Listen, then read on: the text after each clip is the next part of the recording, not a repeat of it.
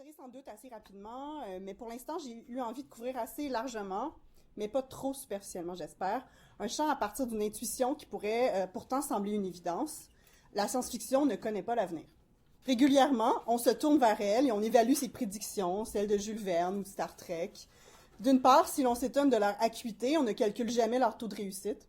D'autre part, de nombreux inventeurs se sont inspirés des romans qu'ils ont lus. La science-fiction ne prétend pas prédire l'avenir, à moins de dérapages sérieux comme c'est le cas pour la scientologie. Elle n'a que des prétentions littéraires ou cinématographiques. Dans une perspective sociocritique, cela signifie qu'elle fait partie prenante d'un imaginaire social spécifique, ancré dans le présent et que sa façon de représenter l'avenir en est un élément central. Fredric Jameson explique que toutes les utopies futuristes tentent de régler un dilemme spécifique, un problème social fondamental qui apparaît comme la source de tous les problèmes du présent. Chez Thomas More, c'est l'argent et la propriété, Rousseau la dépendance, Saint-Simon l'administration, Fourier le désir, Kahlbach l'écologie, etc. Pour Jameson, et je le cite, la vision qui ouvre sur l'histoire à partir d'une situation sociale particulière doit encourager des simplifications outrancières de cet ordre. Ainsi rendues visibles, misère et injustice doivent alors paraître se former et s'organiser autour d'un mal ou d'un tort spécifique. On peut constater qu'au-delà des utopies, tous les imaginaires du futur fonctionnent ainsi. Le futur s'imagine toujours autour d'un nombre très limité d'éléments, du présent, qui sont alors extrapolés, transformés.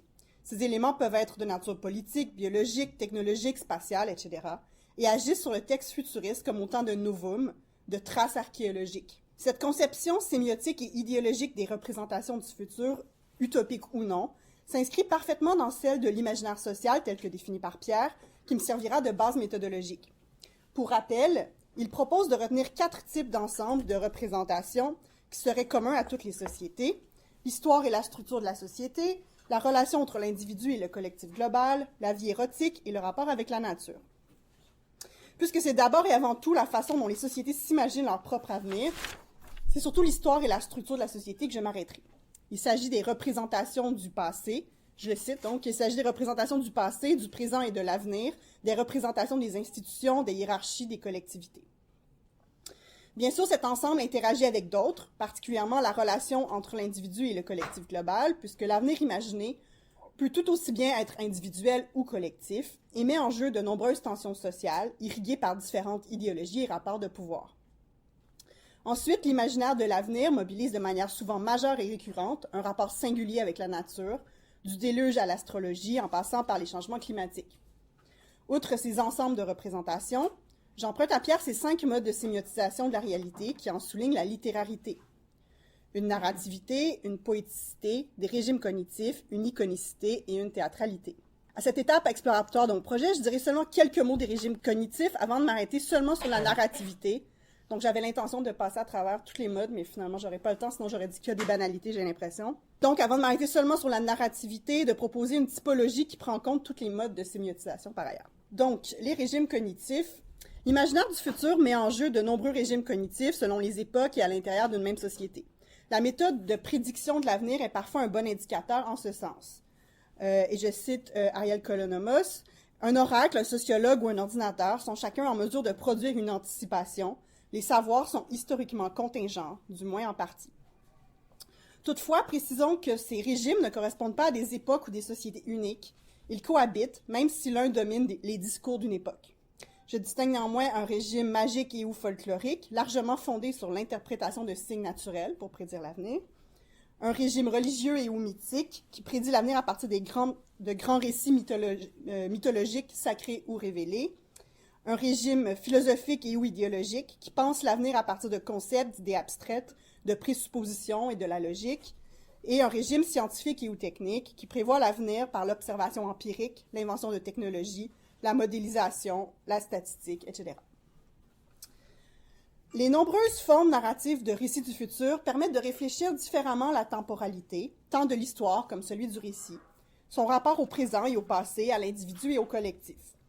Certaines offrent un grand récit, d'autres un instantané, une description détaillée de ce monde qui relève parfois de l'hypotypose.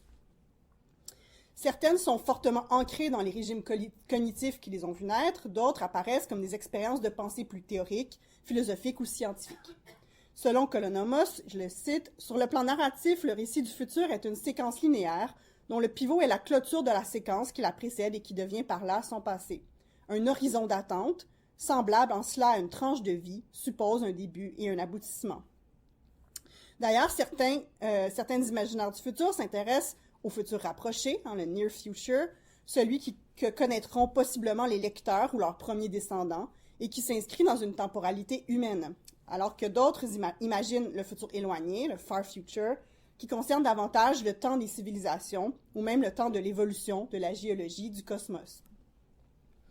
Le choix entre un futur proche et éloigné influence la forme et le temps narratif du récit, mais il n'est pas forcément décisif quant à l'ampleur des changements mis en récit.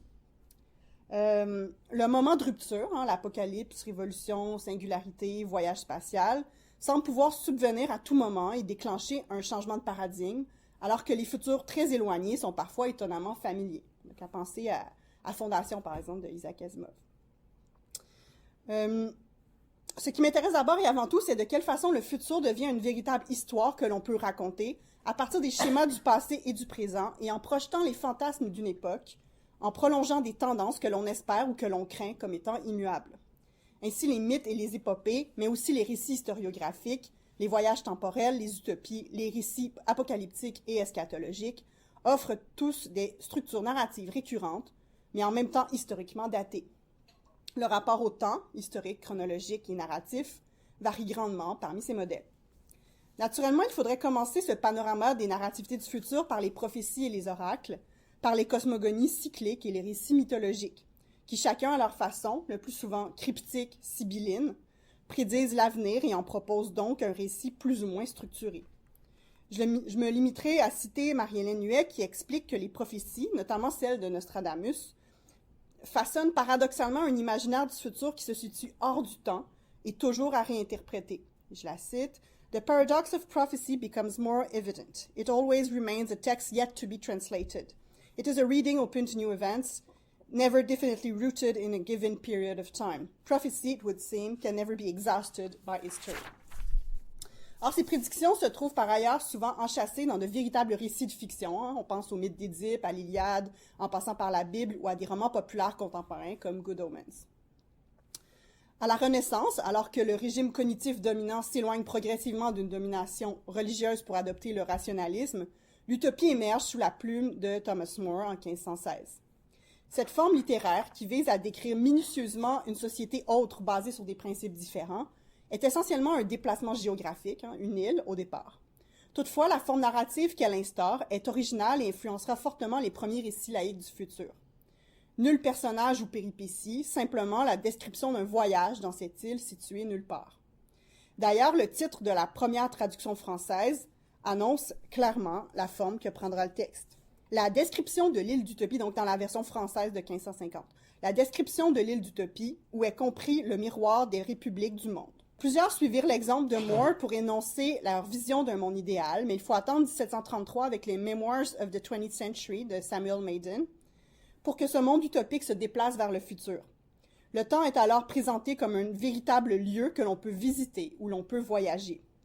Selon Clyde Dragan, Utopia no place was translated into the Utopia, the good place, and into Uchronia, the good time ahead, both seemingly close to an advancing humanity. L'exemple le plus marquant apparaît tout de même en 1771 sous la plume de Louis-Sébastien Mercier dans son célèbre L'an 2440, Rêve s'il en fut jamais. Il faut dire que les circonstances historiques dans lesquelles il rédige son livre prêtent particulièrement bien à envisager un avenir différent, hors d'un imaginaire religieux ou mythique. La citation qu'il met en exergue de Leibniz m'inspira d'ailleurs le titre de cette conférence, « Le temps présent est gros de l'avenir ». Mercier utilise la forme du rêve prémonitoire pour énoncer son utopie.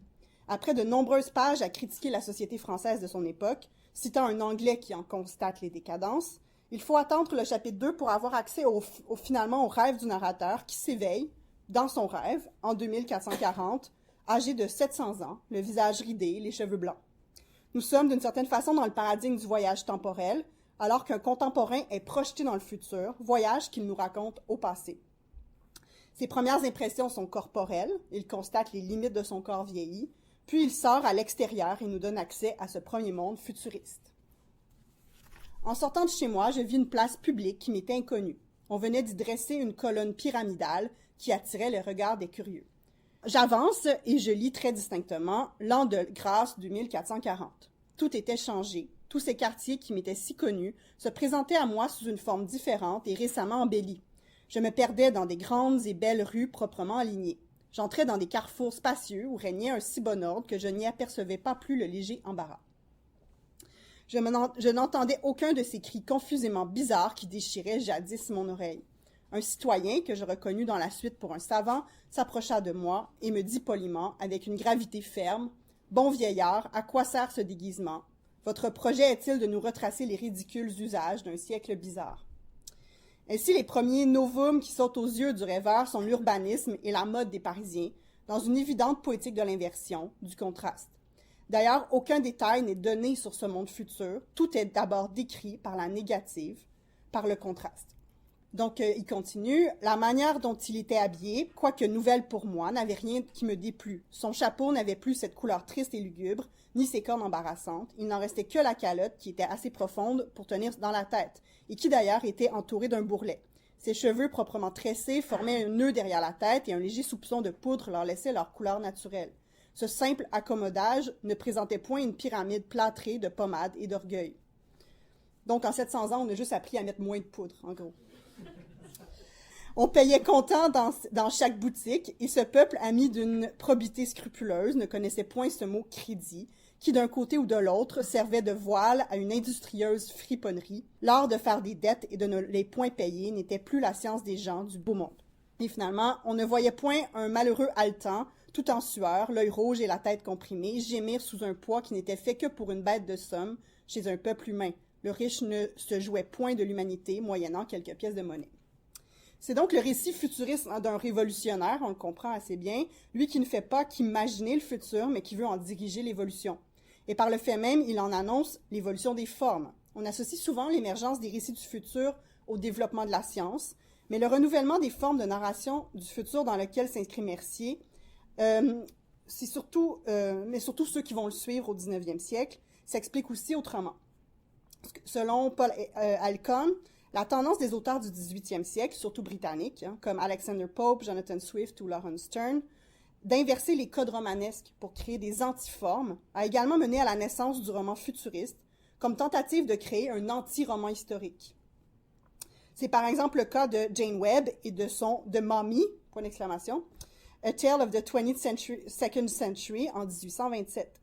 On pourrait d'ailleurs voir le déplacement dans le futur de l'utopie de Mercier comme un détournement formel. Donc, il a détourné l'utopie qui était supposée être spatiale pour en faire une utopie historique. Puis, on assiste à la naissance, au début du 20e siècle, d'une autre antiforme, la dystopie, qui apparaît dans les années 20, même si l'on peut trouver dans Le monde qu'il sera d'Émile Souvestre un précurseur dès 1846.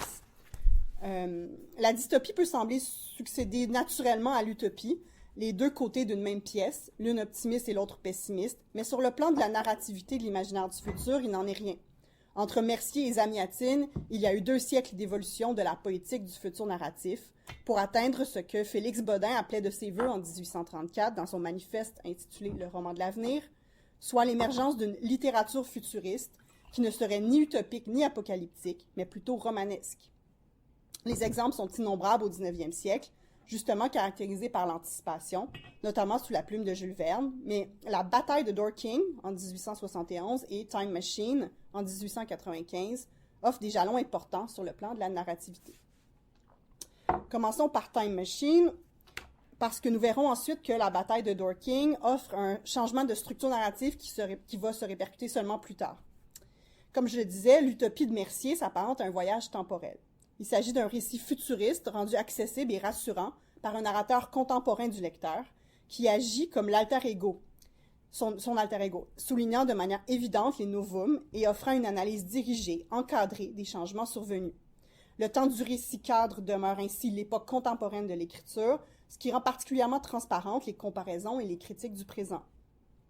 Aussi, la particularité du voyage temporel, qu'il soit en rêve ou grâce à une machine, ou encore la cryogénisation, est l'ellipse temporelle qui se retrouve au cœur du récit.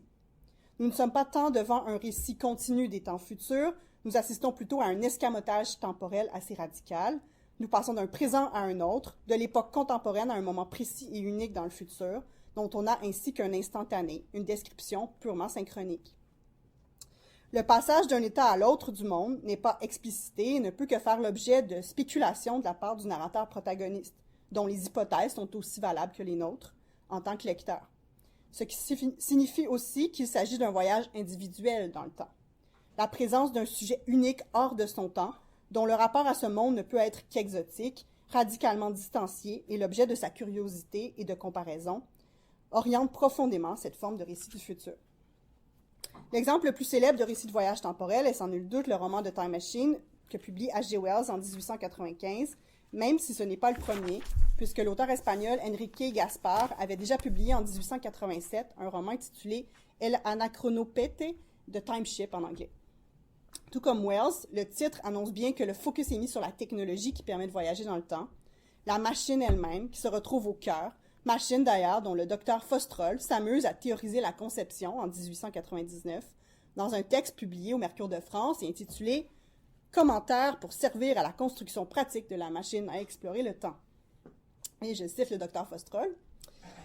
Il n'est pas plus malaisé de concevoir une machine à explorer le temps qu'à explorer l'espace, soit que l'on considère le temps comme la quatrième dimension de l'espace, soit comme un lieu essentiellement différent par son contenu. On définit usuellement le temps, le lieu des événements, comme l'espace est le lieu des corps, ou avec plus de simplicité, la succession alors que l'espace est la simultanéité. Si nous pouvions rester immobiles dans l'espace absolu le long du cours du temps, c'est-à-dire nous enfermer subitement dans une machine qui nous isole du temps, tous les instants futurs et passés seraient explorés successivement, de même que le spectateur sédentaire d'un panorama à l'illusion d'un voyage rapide le long de paysages successifs.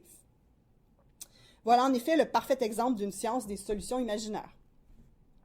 Or, si les machines fascinent tant, je vous ai montré plein de versions de la machine, de machines temporelles ici, Wells est bien le premier à décrire le voyage temporel vers le futur, puisque le roman de Gaspard concerne surtout des voyages dans le passé et que Fostroll nous décrit uniquement la machine et les principes de voyage temporel.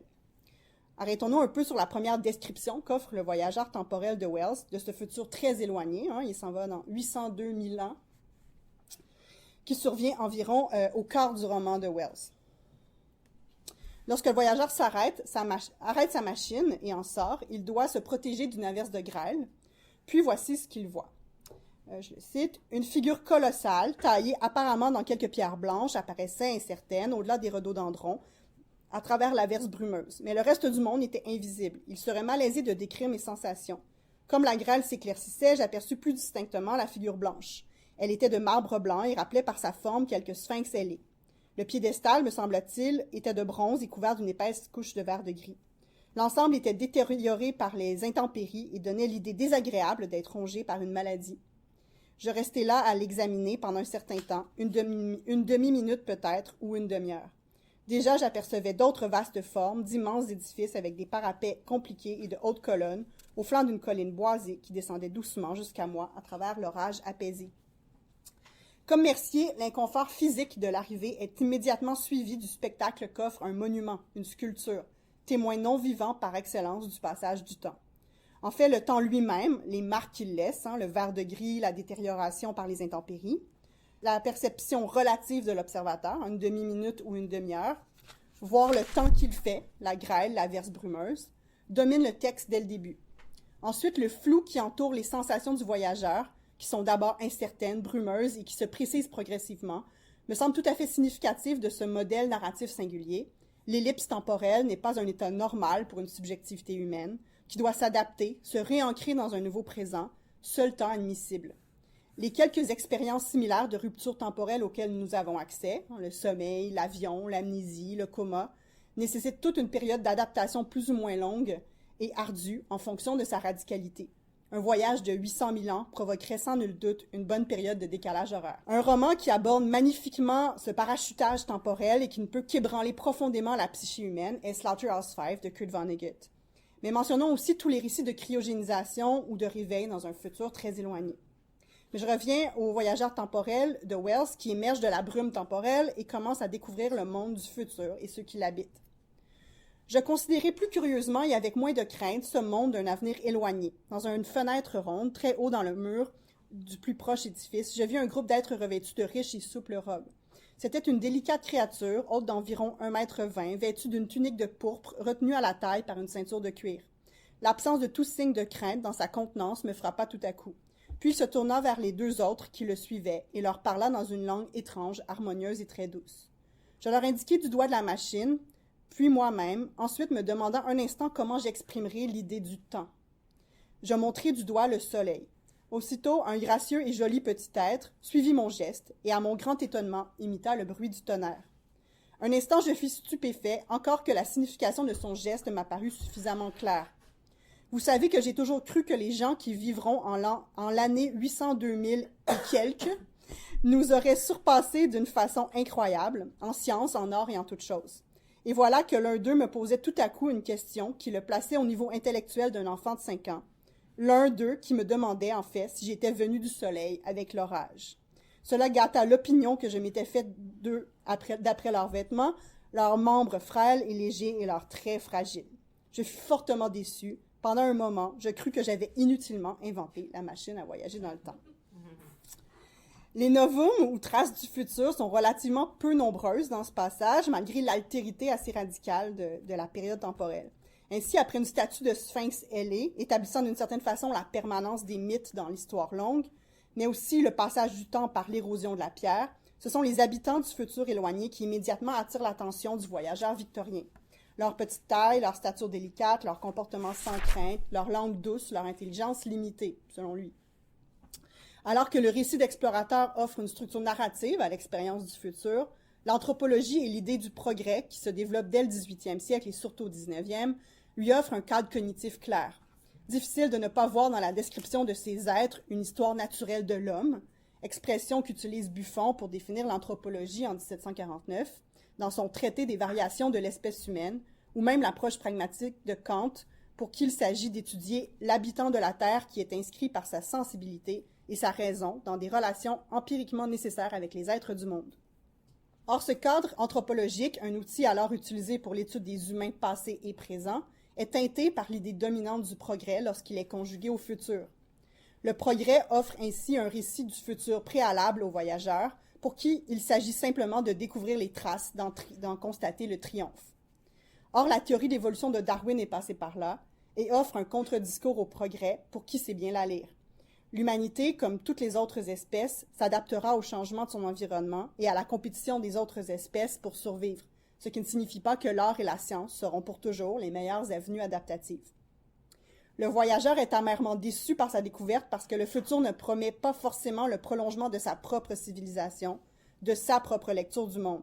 Il s'agit là d'ailleurs d'une constante dans la plupart des récits de voyage temporel vers le futur. Ce que Wells sémiotise en fait, ce n'est pas la gloire et la projection dans 800 000 ans du progrès de l'anthropologie ou de la société victorienne, qui sont loin d'être à leur apogée en 1895.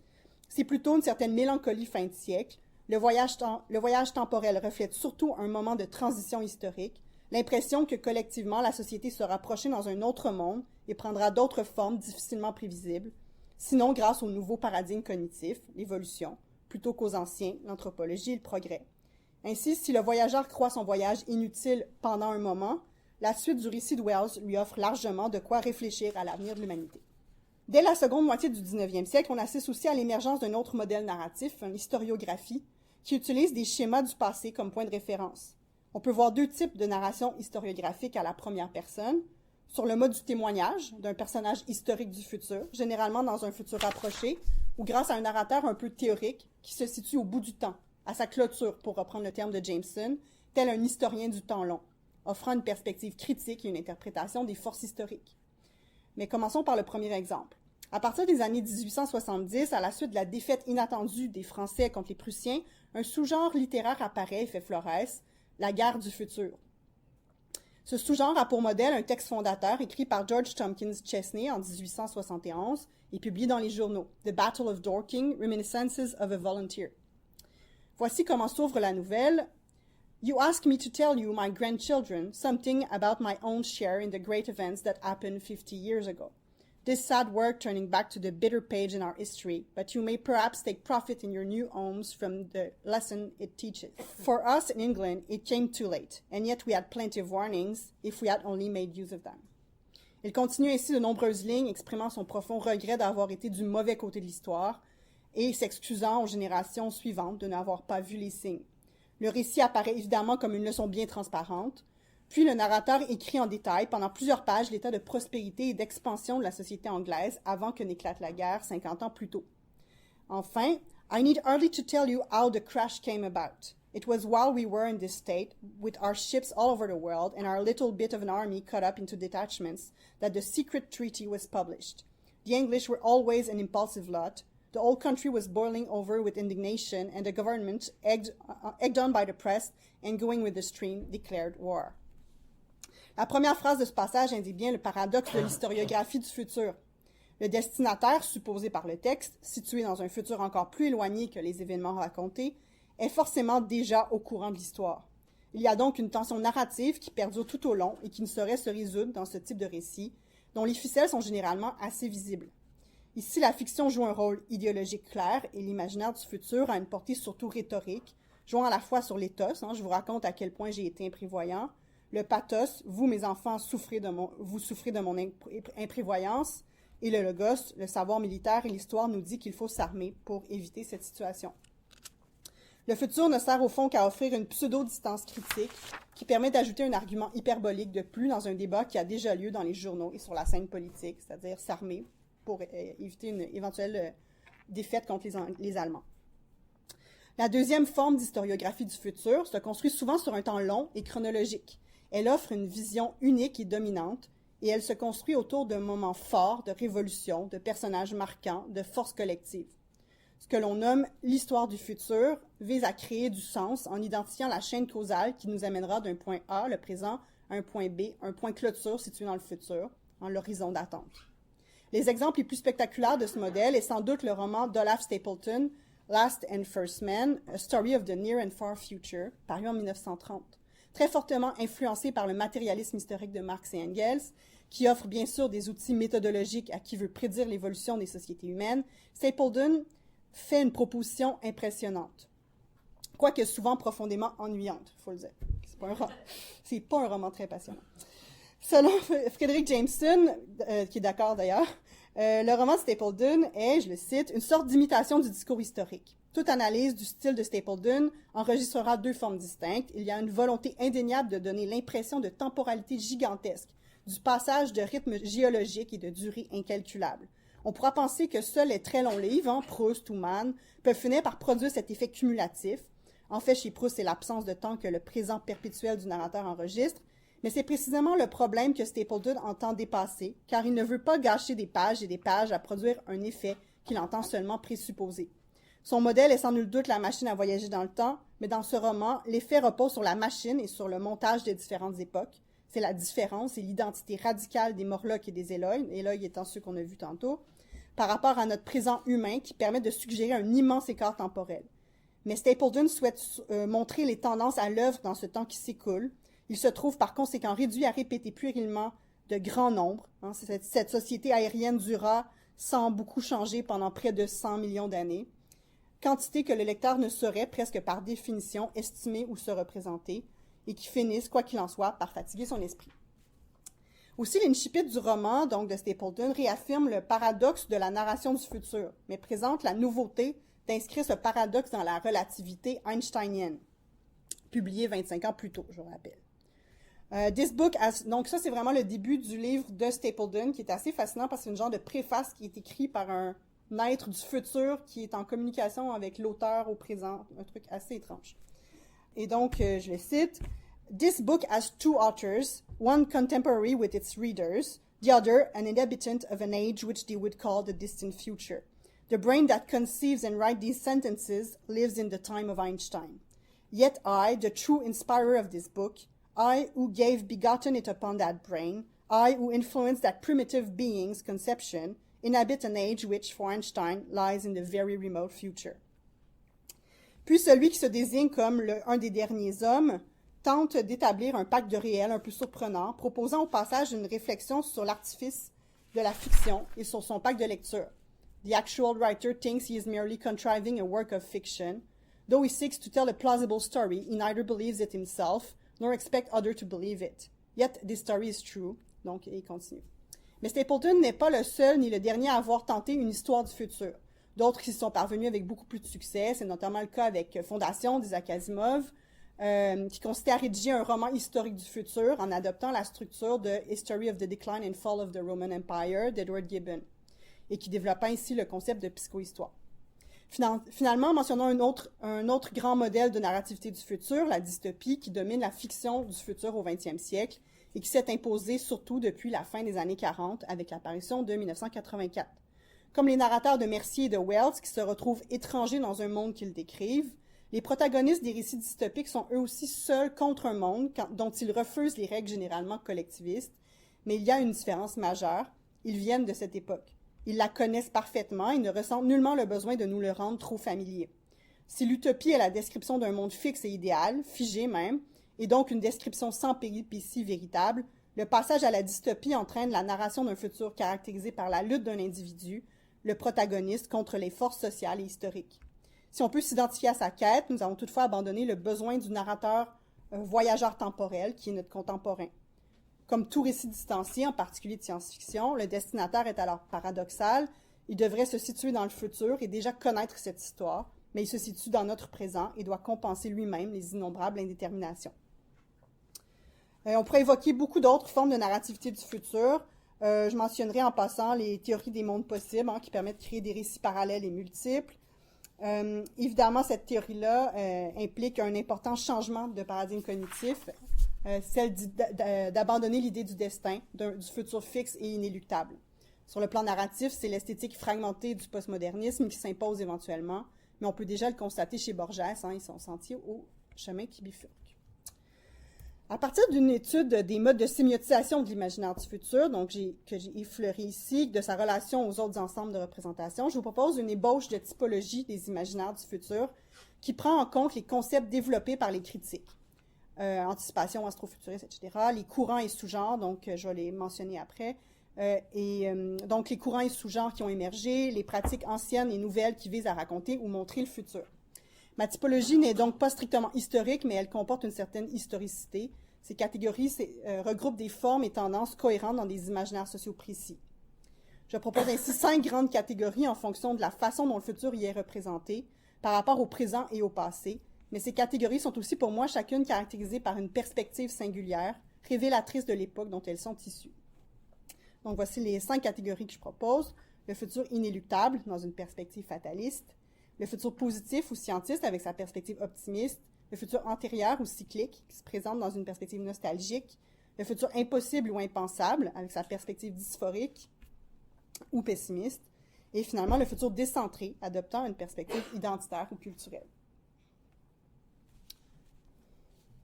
Ma première catégorie, le futur inéluctable, se développe dans une perspective fataliste, au sens fort du terme, et non au sens de pessimisme. Il s'agit aussi de déterminisme, donc dans certains cas, donc selon le régime cognitif notamment.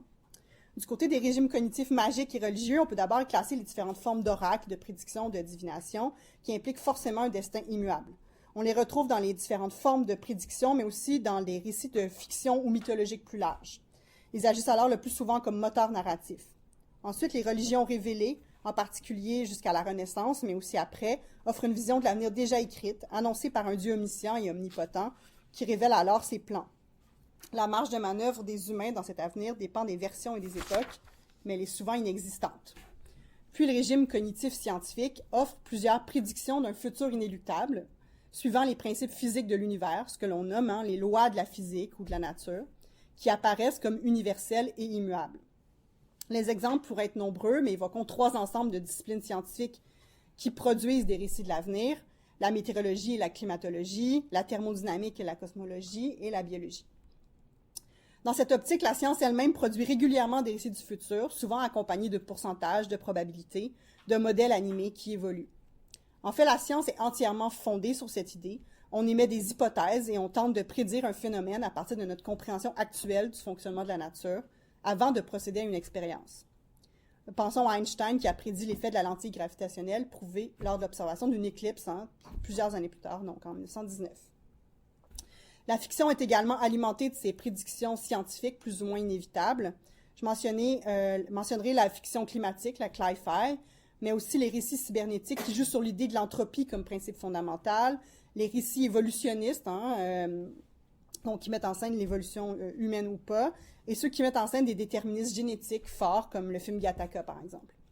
D'une certaine façon, on pourrait même aller plus loin et dire que tout récit qui met en scène le vieillissement humain est une forme de récit du futur inéluctable. Ensuite, le futur positif ou scientiste s'inscrit dans une perspective optimiste qui pose comme présupposé assez simple que la science et la raison permettent de prévoir et d'améliorer le futur. Cette perspective trouve bien sûr ses racines chez les Lumières, comme en témoigne l'an 2440 de Mercier. Évidemment, au 19e siècle, cette vision du futur se métamorphose un peu et se généralise, orientée par un concept idéologique central, le progrès, et par Auguste Comte, qui écrit en 1830, dans la deuxième leçon du cours de philosophie positive, science d'où prévoyance, prévoyance d'où action. Le régime cognitif en jeu dans cette catégorie d'imaginaire du futur est donc exclusivement scientifique et technique, ce qui ne signifie bien sûr pas qu'il est pour autant objectif ou dénué d'idéologie destructrice. Je cite Dominique Lecourt, qui nous rappelle que la devise positiviste « ordre et progrès » ne veut du progrès que s'il présente comme développement de l'ordre. L'esprit positif ne peut ni ne veut penser la tension qui oppose entre le réel et les différents virtuels, les ruptures qui peuvent s'ensuivre dans les processus, la variété des rythmes qui les réagissent. Et donc, c'est aussi au nom de ce futur positif que se développe l'eugénisme. La connaissance de la génétique humaine nous donnerait ainsi les outils de modeler le futur de l'espèce pour le mieux. Et dans une même logique, mais qui n'est pas nécessairement que l'eugénisme, mais en général, fondée sur une compréhension matérialiste de l'histoire et sur les sciences sociales, Marx écrit aussi un récit communiste du futur qui inspire d'ailleurs des auteurs de fiction comme Stapleton, que j'ai déjà mentionné. Donc, mais bien avant Stapleton, un courant majeur qui dominait la littérature du 19e siècle est inévitable si on parle d'imaginaire du futur. Donc, autour de 1860, alors que Jules Verne commence à écrire, apparaît un genre littéraire qui sera nommé plus tard l'anticipation scientifique. Dans le roman des possibles, Jean-François et Claire Barrel-Moisan en expliquent ainsi l'émergence, et je les cite. Dans le contexte des années 1860, époque d'une remarquable foisonnement éditorial autour de la vulgarisation, on constate ainsi une circulation médiatique des figures et des thèmes scientifiques et une interpénétration qui reflète la fascination ambiguë de toute une société pour les merveilles de la science, source de rêves mais aussi de craintes. Ces révolutions technologiques incitent leurs spectateurs à se projeter dans le futur pour imaginer les transformations de la vie quotidienne et des relations sociales qu'elles induiront. Le roman d'anticipation se déploie dès lors comme un roman des possibles, tant scientifiques que sociaux. Au 19e siècle, on imagine surtout le siècle suivant et les novums principaux, les marqueurs fictionnels du futur, sont liés au transport, et en particulier au transport volant. Cela s'inscrit tout à fait dans un paradigme de l'urbanisation et du développement du chemin de fer en Europe qui est en train de modifier complètement le territoire et donc le temps qu'il faut pour le parcourir. Comme le dit Jules Verne, la Terre est devenue plus petite. Devant ce changement radical, les récits d'anticipation ont tendance à présumer que l'avenir ne sera que le présent prolongé dans la même logique que les bouleversements déjà visibles. Ainsi, dans l'idée d'anticipation, il y a très souvent celle de la continuité et très rarement celle de la rupture. Aussi, mentionnons que l'anticipation est largement à l'origine de la science-fiction, qui naîtra au siècle suivant. Elle se développe tout particulièrement dans les revues et magazines populaires destinés à un très large public, de plus en plus alphabétisé, et aussi beaucoup aux enfants.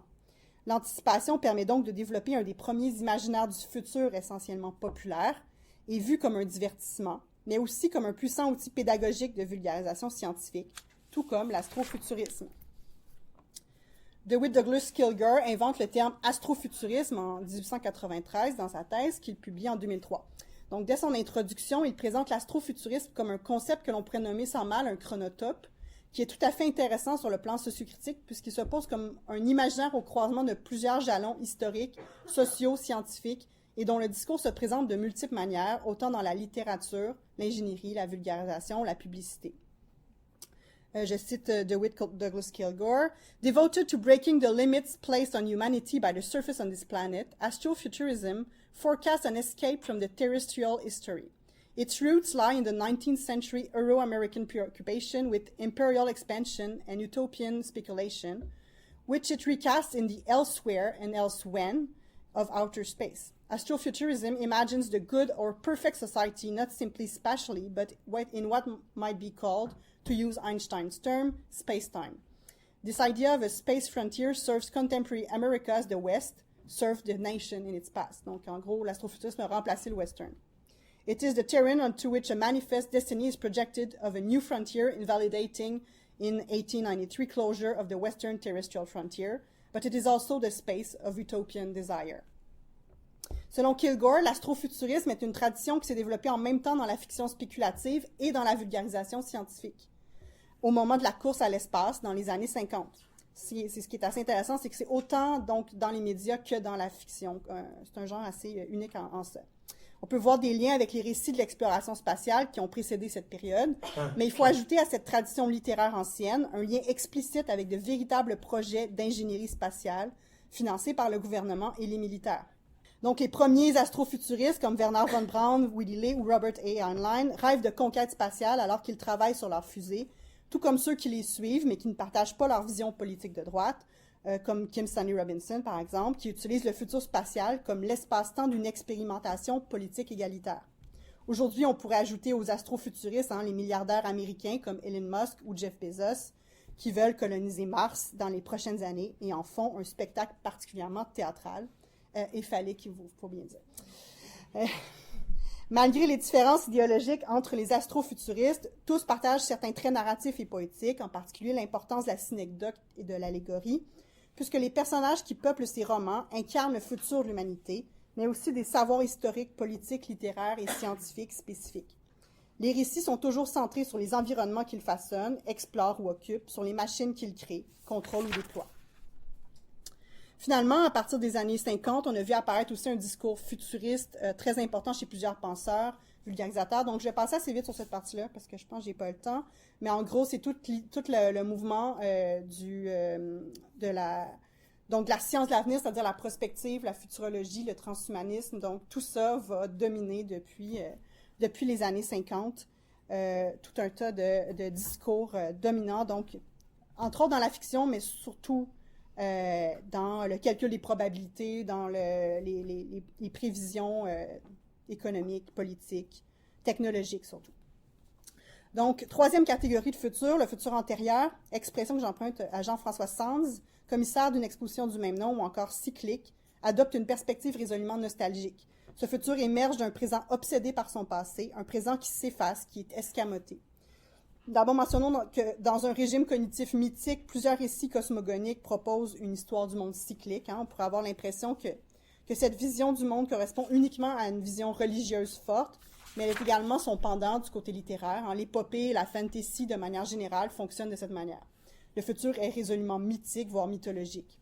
Par exemple, dans Star Wars et dans bien d'autres récits du genre, on assiste à un retour de l'imaginaire médiéval dans un contexte astrofuturiste. La très grande popularité de ce type de fiction en dit long sur l'impression d'un manque de valeur, de rituel dans la culture contemporaine. Selon Simon Reynolds, l'imaginaire utopique de ce début du 21e siècle ne dirige pas son regard vers l'ailleurs de demain, mais vers l'ailleurs d'hier, un hier vague et indistinct, soulignons-le, qui se contente de ressembler au passé sans en avoir l'épaisseur. D'une étrange manière, ce retour obsessionnel à un faux passé se révèle être autant un symptôme de la fameuse fin de l'histoire que de notre incapacité collective à projeter la moindre image d'un futur désirable ou prometteur. Ensuite, on peut voir dans de nombreuses fictions et représentations du futur de ce type un retour au primitif, à un monde pré-technologique. Ce retour peut se faire sur un mode mélancolique ou dystopique, lorsqu'il s'agit de craindre la perte d'une civilisation, d'acquis culturels à la suite d'une catastrophe. Ainsi, plusieurs romans présentent des mondes devenus analphabètes après la destruction. On peut aussi voir de nombreux cas où le primitif sont plutôt des Édens que l'on voudrait retrouver. Cette idée est déjà présente dans les religions judéo-chrétiennes, mais elle réémerge à différentes époques en crise, par exemple dans le mouvement hippie, le retour à la Terre, ou encore dans la négritude dont Josias nous a parlé il y a quelques semaines. Finalement, il y a le rétrofuturisme dans lequel se retrouvent plusieurs sous-genres. Le terme rétrofuturisme a été inventé par Lloyd Donne en 1983 comme une boutade pour nommer son magazine d'art graphique consacré à l'art du plagiat. Le rétrofuturisme présente une nostalgie de la vision du futur qu'avaient des époques passées. On imagine une temporalité dans laquelle notre présent n'aurait jamais eu lieu, passant directement du passé au futur, jouant sur les anachronismes et les disruptions dans l'esthétique passéiste mise en œuvre et la nature anticipatée de ce qui est représenté. Le rétrofuturiste dépeint des scènes futuristes à l'aide de codes visuels datés. D'une certaine façon, on peut le voir comme une réaction au présentisme, sur lequel je reviens, une façon d'échapper à ce présent qui peut ressembler à une prison temporelle. Selon Jean-François Sands, malgré les nombreuses dystopies qui ont contribué à édifier le genre, le futur tel qu'il est décrit dans l'anticipation ancienne nous apparaît souvent plus séduisant, plus poétique et au final moins déshumanisé que la fin de ce 21e siècle. Si la logique reste toujours la même, il existe plusieurs formes de rétrofuturisme en fonction de la période de référence du passé qui sert à y projeter le futur. Par exemple, le plus connu est sans doute le steampunk, qui utilise une esthétique du 19e et de sa révolution industrielle à la vapeur, steam, des œuvres littéraires victoriennes et des récits d'anticipation. Lorsque la période de référence est plutôt les années 20 à 50, on parle plutôt de diesel punk ou de néo-noir. Les exemples sont très nombreux, allant de Gattaca à Blade Runner. Si le steampunk est souvent assez positif, on idéalise un peu le 19e, le diesel punk a tendance à être beaucoup moins nostalgique, utilisant l'esthétique du passé comme un avertissement plutôt qu'un Éden. Les années 40 agissent comme leçon de l'histoire. Si le futur continue d'être génétique, comme dans Gattaca, il pourrait bien ressembler au passé, donc à l'époque nazie. Un autre cas intéressant est celui de 2001 de Stanley Kubrick, qui est cité à propos du rétrofuturisme, et je trouve ça intéressant, qui associe le primitif et l'astrofuturisme grâce au montage cinématographique. On a l'os comme outil primitif qui se transforme en vaisseau spatial et crée une ellipse temporelle en escamotant complètement le présent. Donc, ce qui manque entre l'os au fond puis le vaisseau spatial, c'est notre époque. Finalement, mentionnons le cas du futur en ruine. Plusieurs imaginaires du futur éloigné, souvent post-apocalyptiques, mettent en scène de nombreuses ruines qui fonctionnent littéralement comme une archéologie du futur. Le quatrième et avant-dernier, donc le futur impossible ou impensable.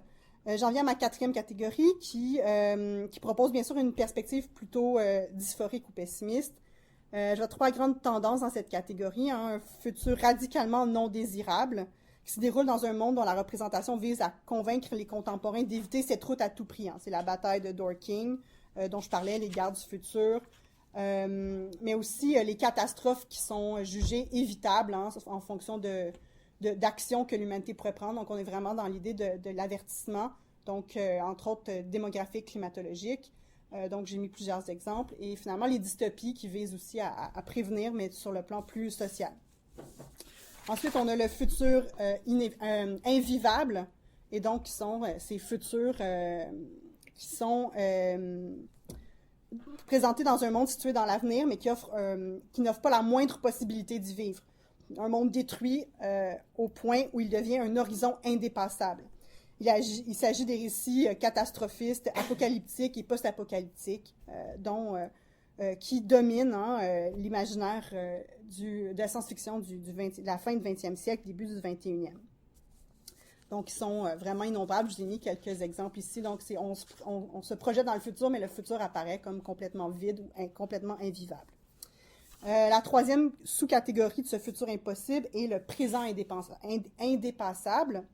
J'y classe l'idée de la fin de l'histoire de Francis Fukuyama, pour qui la fin de la guerre froide et la victoire du capitalisme néolibéral signifie que la dialectique historique a pris fin. Sur le plan imaginaire, on peut en effet constater qu'il semble quasi impossible de représenter un dépassement du capitalisme aujourd'hui. Nous serions devant un futur qui ne serait qu'une infinie répétition du même geste de consommation, donc un présent perpétuel.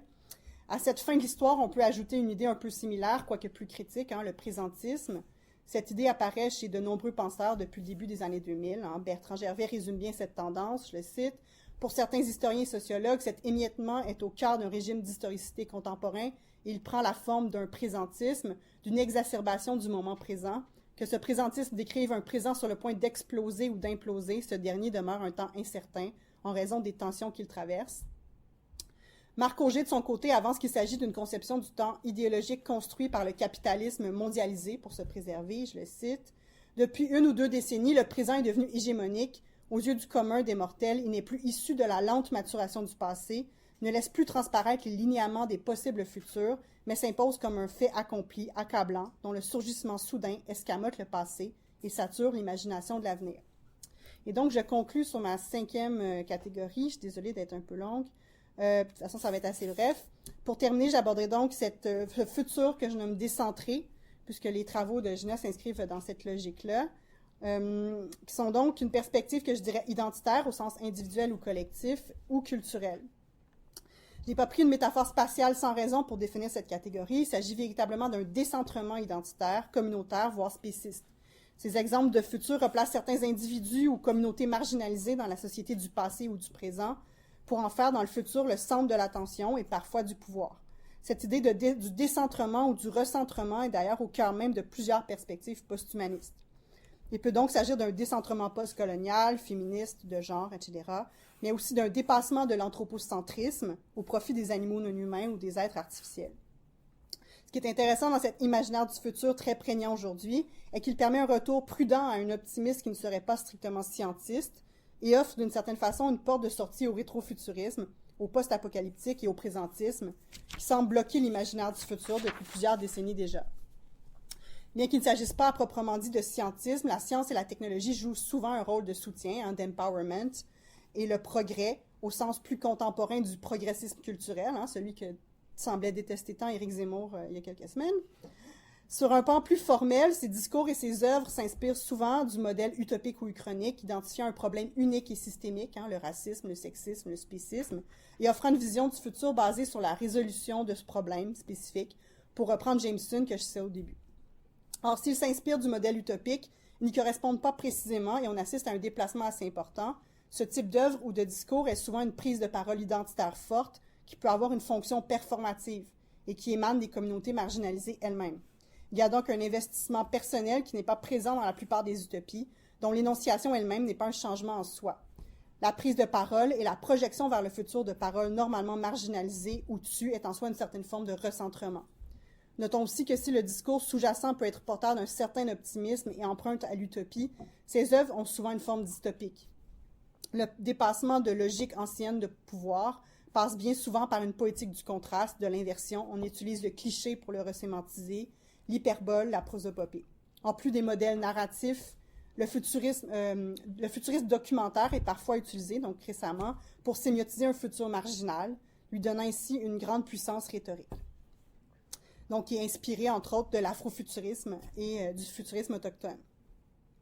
Mais dans cette catégorie du futur décentré, je classe que pas seulement ces deux catégories-là, mais aussi les visions féministes ou post-genrées du futur, le post-humanisme, etc. Donc, cette liste est amenée à s'allonger dans les prochaines années à cause de son ancrage fort dans l'imaginaire social contemporain.